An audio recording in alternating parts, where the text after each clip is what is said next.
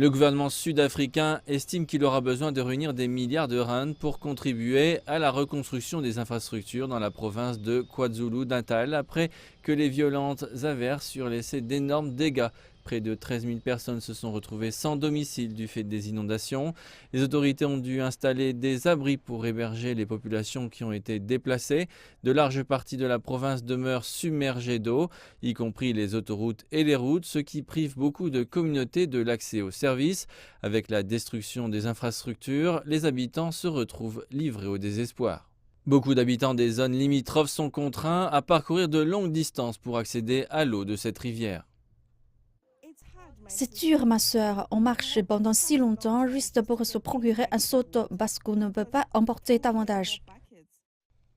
Les responsables locaux continuent de demander aux habitants d'éviter de se mettre en danger pour accéder à l'eau et à d'autres services de base. Nous n'avons pas d'autre choix, comme vous pouvez le constater. Regardez les tuyaux. Je pense que la situation va rester ainsi pendant un moment, car cela prendra du temps pour la municipalité de pouvoir faire réparer les tuyaux. C'est extrêmement difficile. Par exemple, je ne me sens pas bien, j'ai eu une opération, mais que puis-je faire? Je dois me procurer de l'eau et prendre mon traitement. Des fonds d'urgence ont été alloués par le gouvernement afin de commencer à reconstruire les infrastructures et les habitations détruites.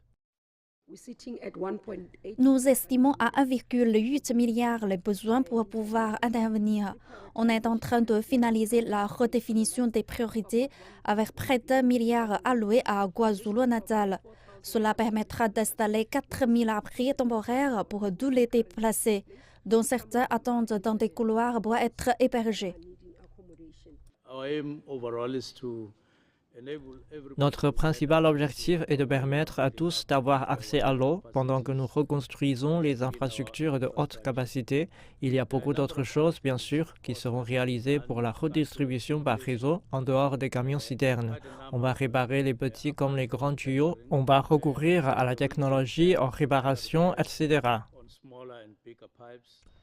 Et l'on redoute que cette crise ne s'aggrave dans cette province alors que davantage de pluie est attendue pour les jours restants de Pâques.